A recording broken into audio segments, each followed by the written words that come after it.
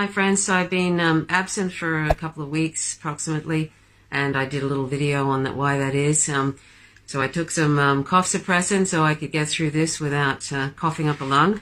Sorry for the vivid description, but that's how it's been lately for me, bedridden. So I thought I'd just do a quick video about a few of the things that grabbed my attention in the recent week or so. And excuse me if I seem a little dopier than usual, I should say. Anyway, so Ben Norton, he's an independent journalist with the Grey Zone Project, and he's done an article about Brazil and Lula, who has been put in prison, and he wrote just recently, "We now have the smoking gun of the US involvement in the right-wing coup against Brazil's democratically elected leftist government. Newly leaked messages show corrupt far-right Brazilian judge Sergio Moro said he was waiting for, quote, negotiations with the Americans to carry out the next, quote-unquote, operation against Lula da Silva. Moro was rewarded for imprisoning Lula by being promoted to justice minister for fascist leader Bolsonaro.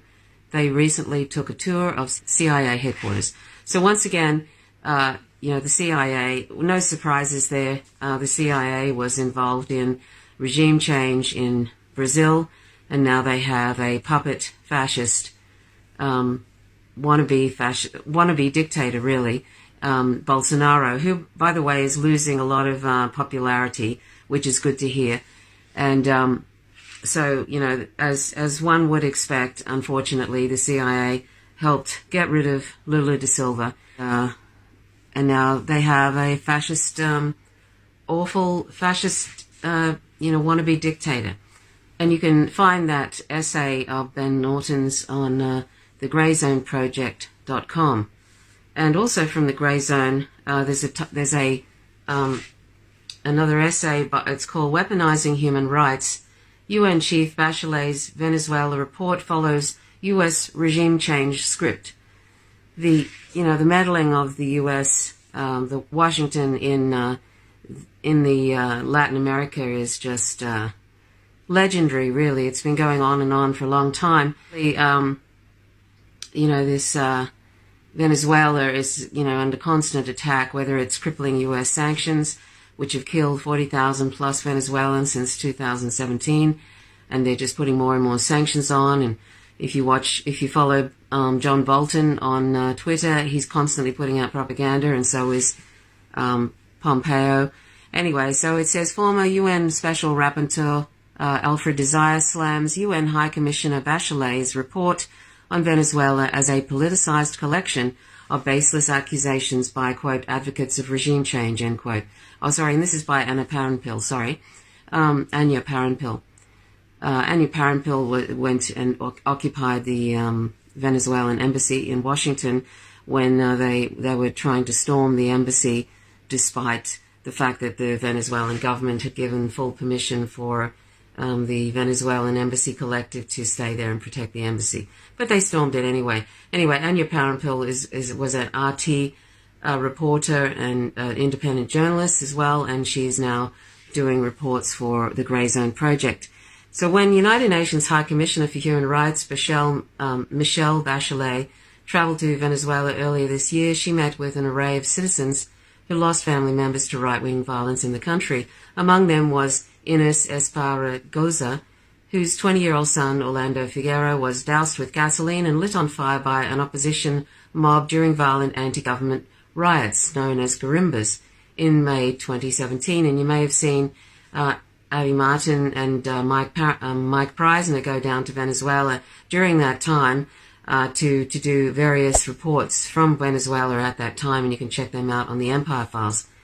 So I'll skip down a few paragraphs, and it said Alfred Desayas became the first UN rapporteur to visit Venezuela in 21 years, traveling to the country in 2017 to examine the social and economic impact of unilateral coercive measures applied by the US. He determined US-led sanctions were largely to blame for the country's hardship, accusing Washington of waging, quote, economic warfare, end quote, and comparing its harsh measures to, quote, medieval sieges of towns, end quote.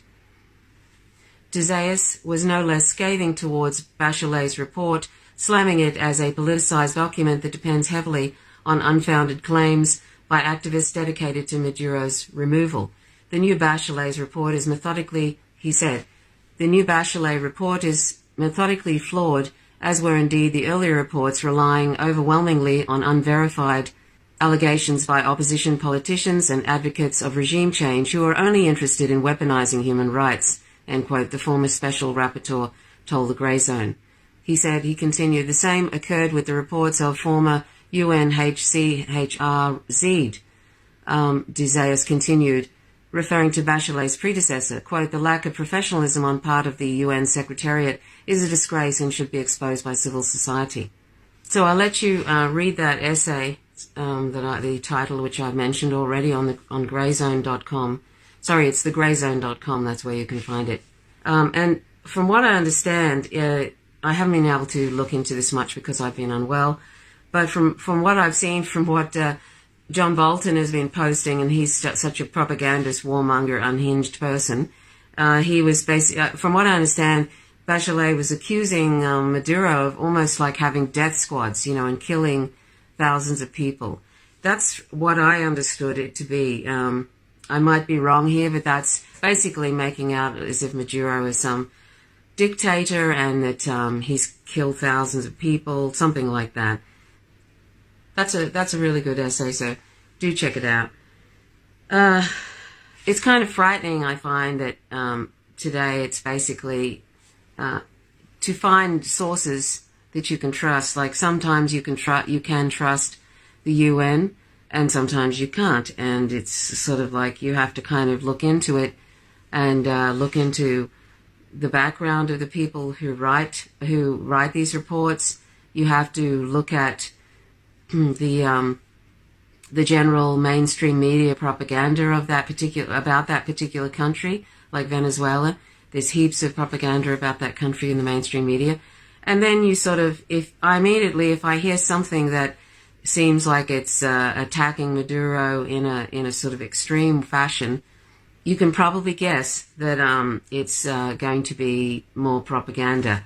And it usually turns out, when I first heard her about her report and how sort of it was basically ignoring the economic sanctions of the US and the tremendous devastation, I immediately thought, hello, if one is ignoring that, if the UN, somebody who's writing a report ignores something so incredibly obviously wrong, and basically something that is a war on Venezuela by the US, economic sanctions are an act of war, and it's killed 40,000 plus Venezuelans so far. If she's ignoring that basically, and if she's ignoring the fact that Trump has cracked down on the CLAP program, CLAP, and that actually is helping provide many families that are very poor with access to food, etc. If they're ignoring that, then there's something really wrong. So, these days you really have to sort of analyze things and think about the sources and the possible motivations and all that kind of thing. And you have to do it constantly. You can't just sort of go, oh well, this is a good independent news source, I'm going to stick with that no matter what. I mean, you have to be constantly reassessing. There's nobody today that I have a total 100% trust in. There are some that I have pretty much close to 100% trust in. Like I mentioned, the Empire Files. I don't expect Abby Martin to be jumping on the gravy train of the MSN anytime soon, or people like her. But, one has to always keep, a certain sort of a thing in the back of one's mind, just to be sure, because, we have to always have that analysis and to sort of thinking about motivations and all that kind of thing. And looking and getting various news sources too, not just relying on one news source. So, but at the present time, I think I find the sources that I'm using, I think, are very trustworthy. But like I say, we always, you've got to be on the alert. I'm no journalist, but I've been following independent journalists for a while, and I think I've sussed that out to some degree. But what do I know? So anyway, So sadly, they're determined, the national security state, the military-industrial complex, the Democrats, the Republicans, they're all determined to get rid of Maduro. Venezuela is sitting on one of the largest, or the largest reserve of oil in the world today. So they're desperate for that oil by any means necessary. So, that we can expect that's going to just continue on until they're successful. I mean, they're successful. They've managed to meddle in most Latin American countries and have been successful in some cases, and they're determined to do the same with Venezuela. So you probably know of Ajama Baraka, who was a running mate for Jill Stein in the Green Party in the 2016 election. He's from the Black Alliance for Peace, and he writes for the Black Agenda Report. He's an amazing activist, and he wrote, this is about Jeffrey Epstein. I'm not going to spend much time on Jeffrey Epstein because there's plenty of stuff out there about Jeffrey Epstein. Some of it's very lopsided. Jeffrey Epstein was basically a billionaire. Nobody really knows quite how he got his money. That's up for question. It's said that he was a hedge fund manager, but he's got a lot of money. A $70 million apartment somewhere, which they've taken back because he's been rearrested. He's been arrested again. He was arrested a few years ago for running a child sex ring, and underage girls, and many, many underage girls, and pimping them out to people basically, but also using them for himself, for his own purposes,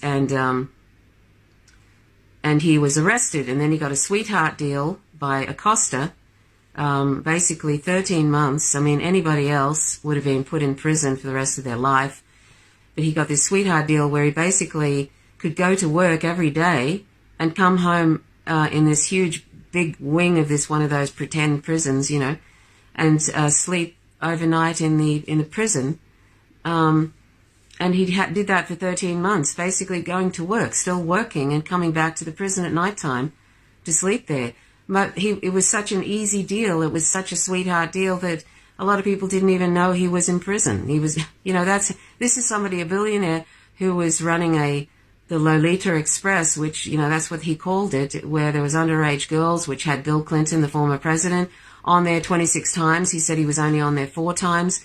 But it seems, according to the logs, it was 26 times, upon the arrest again of this Jeffrey Epstein, Bill Clinton has put out this statement that he's only been with him 4 times, and they were to visit Africa for some AIDS, from HIV sort of a conference or something.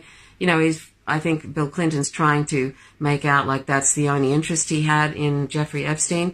Well, it seems like he spent a lot more time on the plane than that. So, apparently also Donald Trump has not so much connection with Jeffrey Epstein, but has said on Twitter that Jeffrey Epstein is a nice guy. He says that about a lot of people, of course, but he said, and he likes his women young.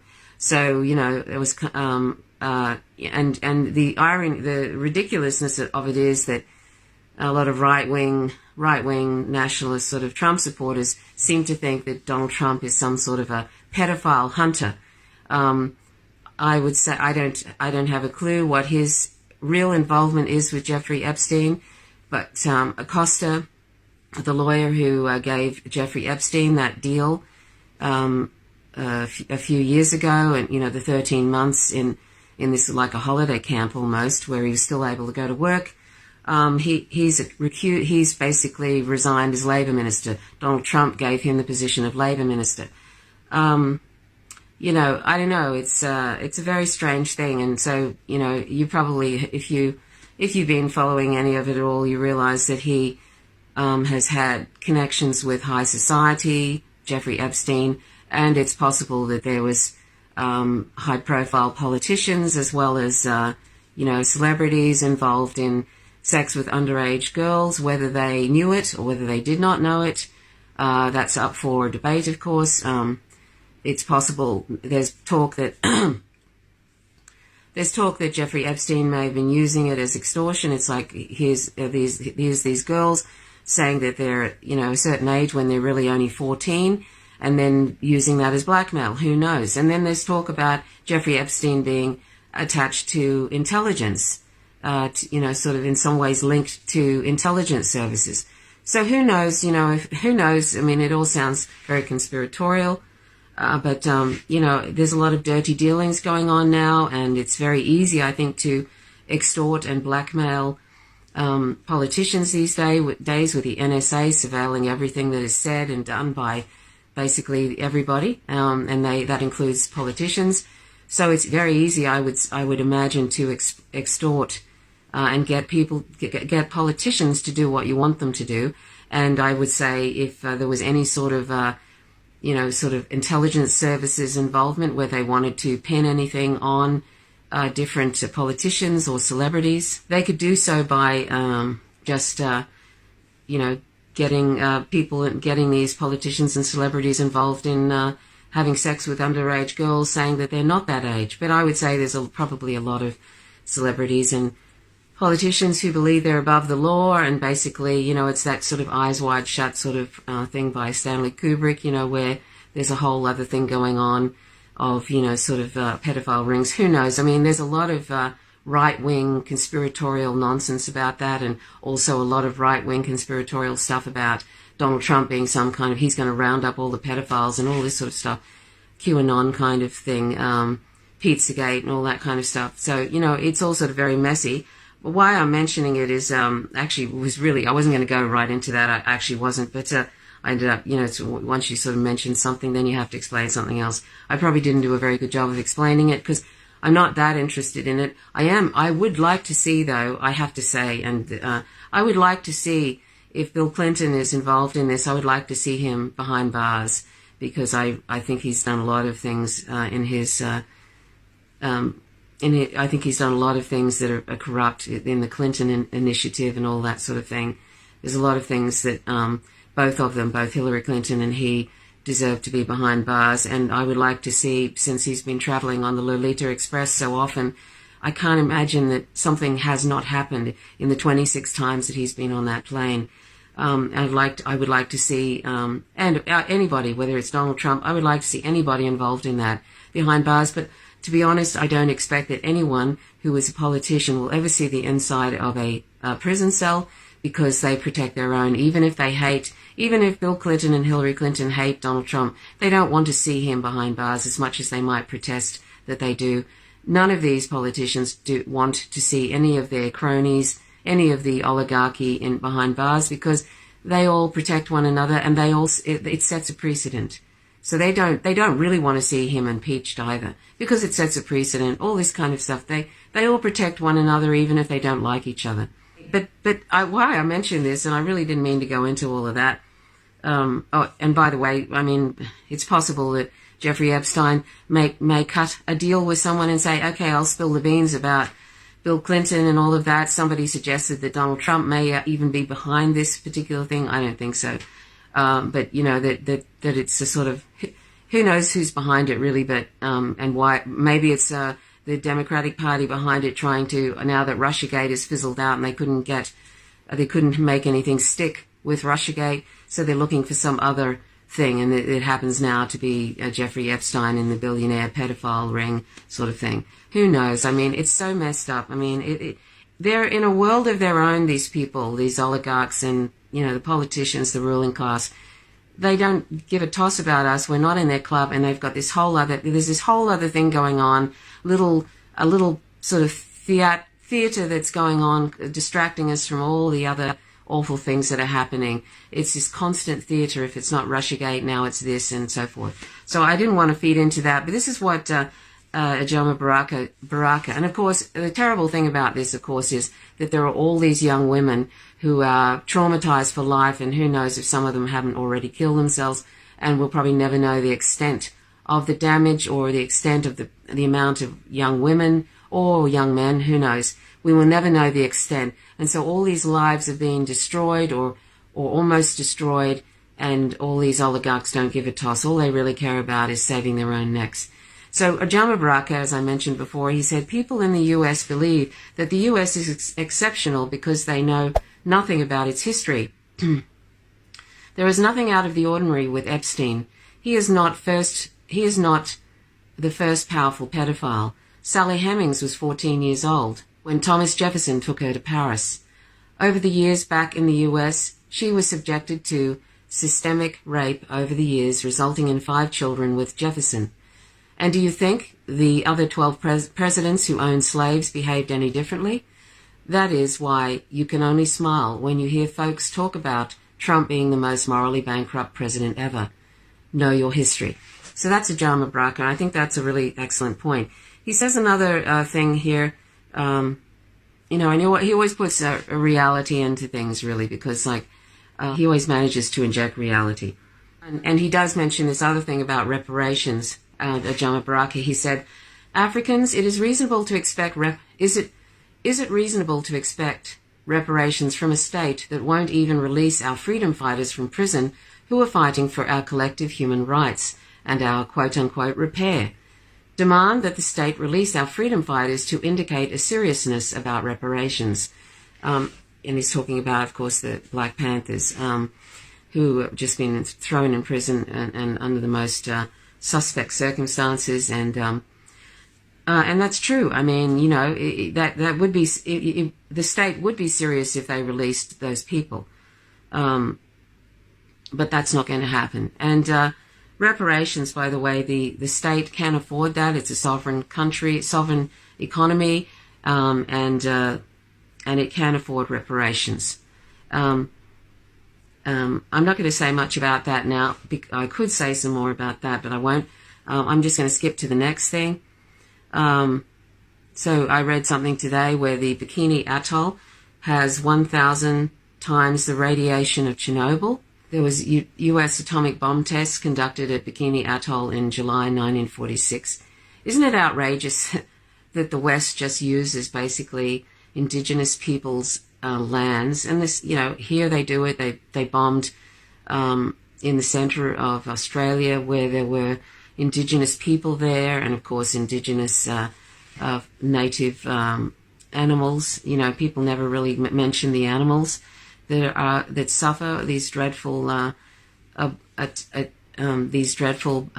atomic bomb experiments. And the irony of they already tested on people. They already bombed Nagasaki and Hiroshima, and know what and they didn't have to do that, by the way. The war was coming to an end. They did that because they could, because they wanted to test. The US wanted to test those nuclear weapons on people and see what damage incurred, what damage happened to those people, and that's why they went ahead and they bombed Nagasaki and Hiroshima. So you would think that, and they used to test on US soldiers. The Empire Files did an excellent thing about the testing that they did on US soldiers, nuclear tests.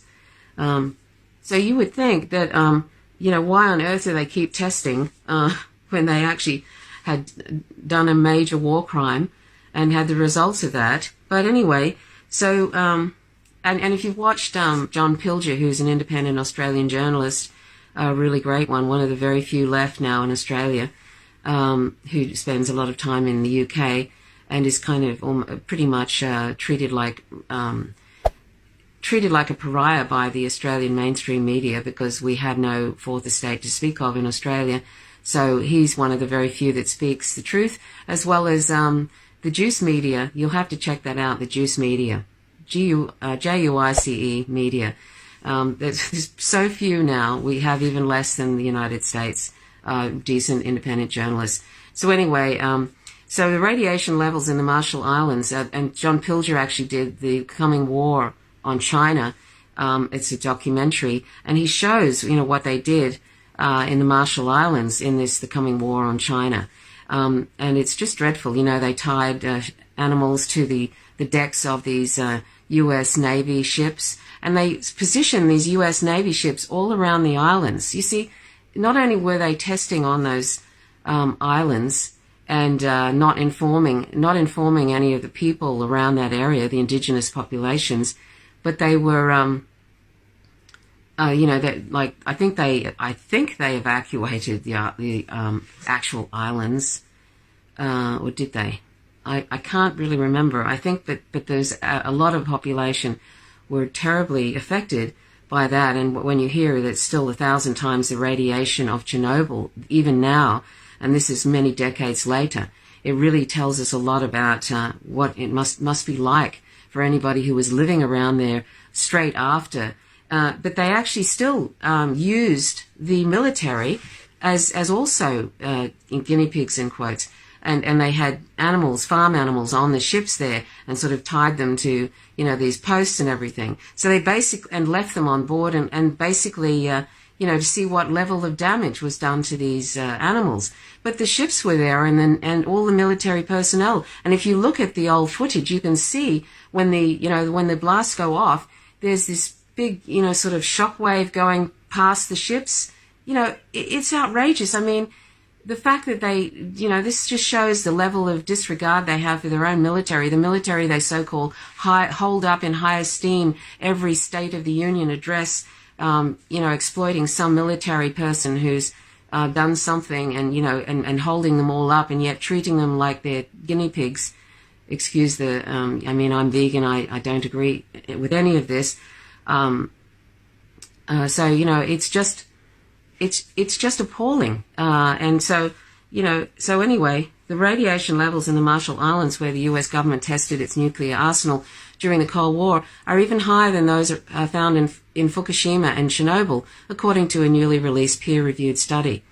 And as I was saying, just Western imperialist nations using indigenous peoples' lands and islands as their dumping grounds, as their test sites. As I said, in the centre of Australia, where there is indigenous people living there, they did a nuclear test there. They also had military there who were close to the site, who were also affected. Of course, there was all these animals in that area, and they just use these people. In Australia, indigenous people were not seen as people. They were seen as part of the the fauna of the country. It was still up until 1968. I was 8 years old, and the indigenous people in my country were still seen as fauna, as animals. Now, I'm vegan, so I don't think that any animal, human animal or non-human animal, that is sentient, is property, is fauna. I think all animals, human and non-human, are morally equal, and so that's why I don't use them. I don't eat, wear, and use them, right? And this gives you an indication of our attitude towards indigenous people, even up until the early 60s. I'm pretty sure it was 1968. Isn't that a frightening thing to think about? So anyway, so the research published by scientists at Columbia University in New York found that the tests of soil samples taken from 4 of the islands contained radiation levels that are, quote-unquote, significantly higher than those found at the sites of the 2 worst nuclear power plant disasters in history in Japan and Ukraine. One of the islands, the concentrations of radioactive particles were found to be higher by a magnitude of 1,000. And by the way, the US never bothered to secure the Pacific nuclear waste in these coffins from leaks. So basically, there's these large, coffins, cement coffins of nuclear waste that are at some point just going to leak, or are probably already leaking, into the Pacific Ocean. The US government performed 67 nuclear tests in the South Pacific Islands between 1946 and 1958 during its early arms race with the Soviet Union. The exercises left a trail of contamination throughout 21 islands, roughly halfway between Hawaii and Australia. Although representing just 6% of the total US nuclear bomb testing activity, the detonations were responsible for over half of the total energy expended. And the most famous of them took place on Bikini Atoll, where Operation Crossroads and Operation Castle were launched in 1946 and 1954, respectively. The former has been described as, quote, the world's first nuclear disaster, end quote, while the latter resulted in an explosion, Castle Bravo, 1,000 times more powerful than the blast caused by the bombs dropped on Hiroshima and Nagasaki during World War II. I see. So basically they were testing out much stronger nuclear weapons. Notice, though, that they, using other people's backyards rather than their own. So, the contamination entered the food chain, and I don't know, it's just shocking. It's shocking to me that these sort of things, the amount of crimes that have occurred. We must be like the just evil monsters to some of these indigenous people, seriously. And they just have to, and we just continue on, and now we're going to take the whole planet with us, with imminent human extinction on the horizon, with the climate crisis.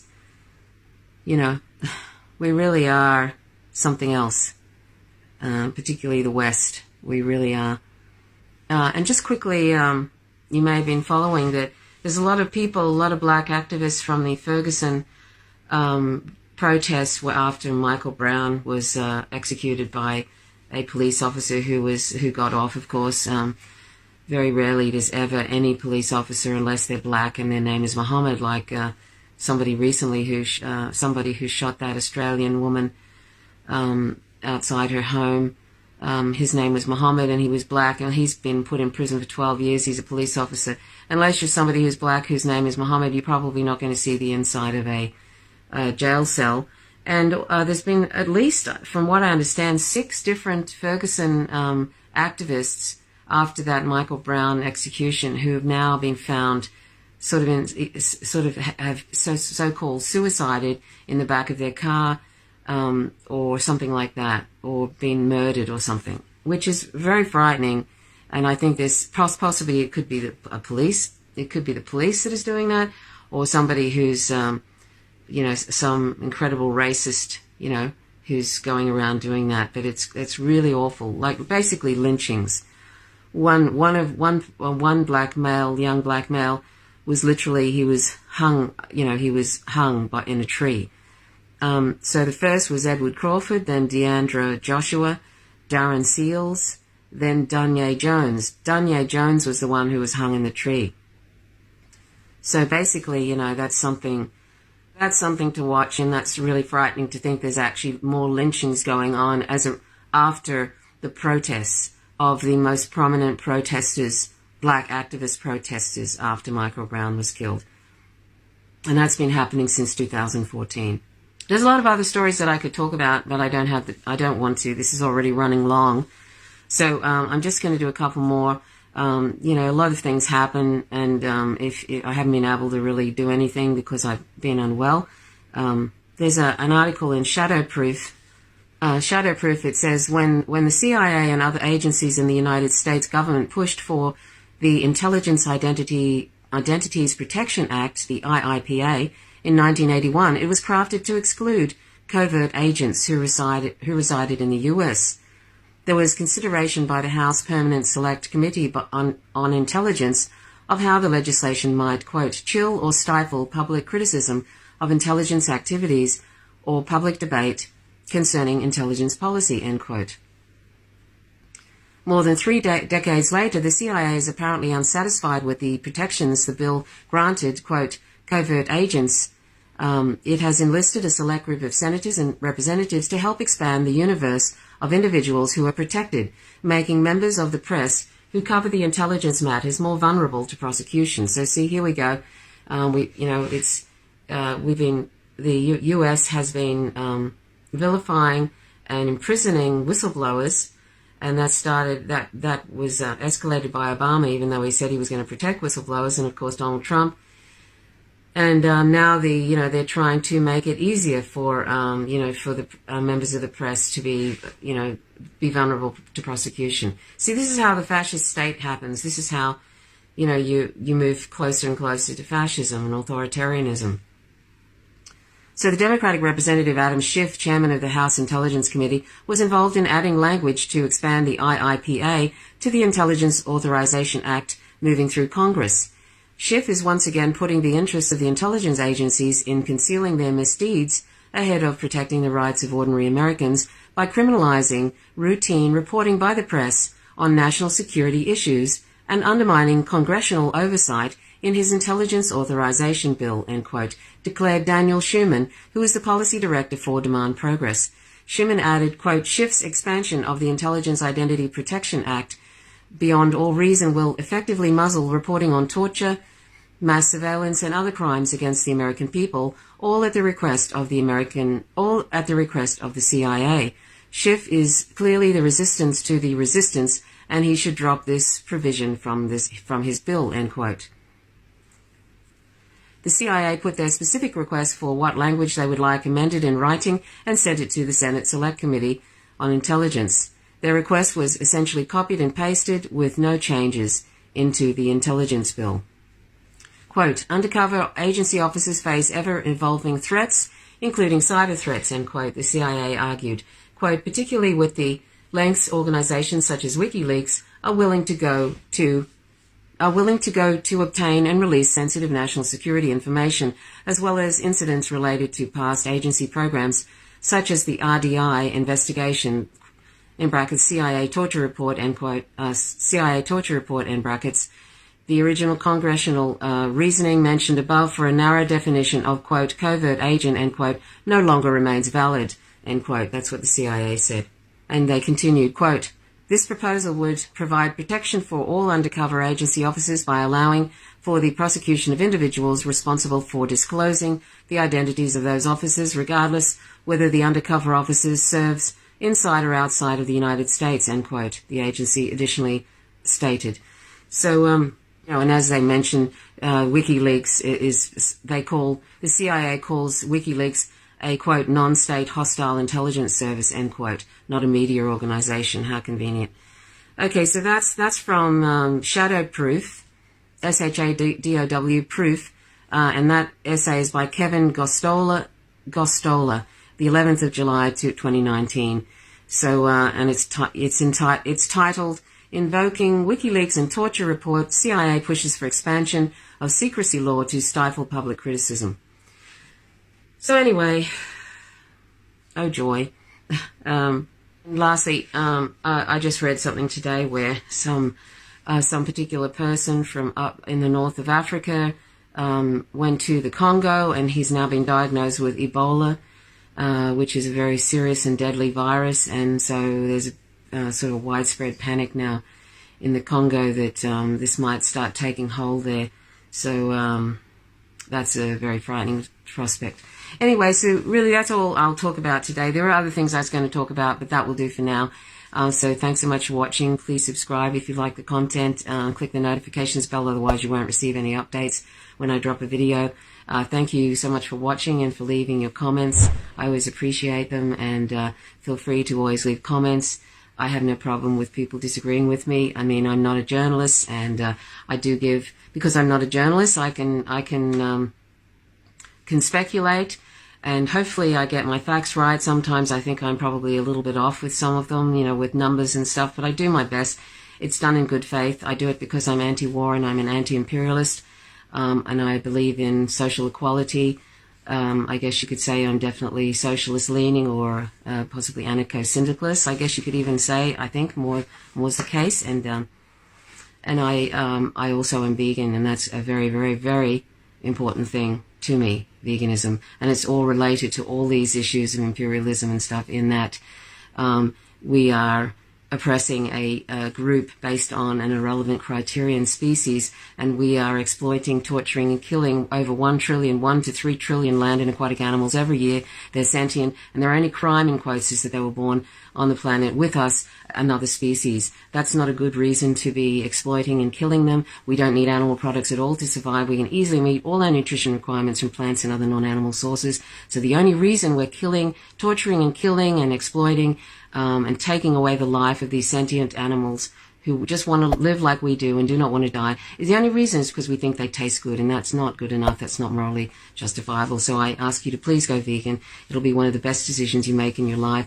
I've been vegan for 14 years, and believe it or not, I have very, very rarely ever get sick. I'm really very healthy. It's just that I was looking after somebody who had, in close quarters with somebody who had a very, very virulent flu, and I managed to get it myself. But in fact, I haven't had a flu since I went to Vietnam in 2012. And before that, I can't remember the last time I had a virus that was like this, or even close to it. I just tend to be incredibly healthy. So now I'd put that down to just a really good diet and, exercise, and I could do with some more exercise, and vitamin D for David, all those sort of things. Prevention is better than all these other things that we're doing. Prevention and also not participating in violence. So anyway, thanks so much for watching. My name's Trish Roberts. You're watching Faint Signals from Viga. Hopefully next time when I talk to you, my voice will be better, because honestly, I've had, my throat even now feels like it's on fire. I've been coughing so much, and literally, I've just been in bed the last 2 or 3 days, and I just got up out of bed to do this. I thought, I feel like doing it. I'm going to do it while I can, and hopefully I can get through it without coughing up, without basically choking on my coughing. So thanks so much for watching, and until next time, bye for now.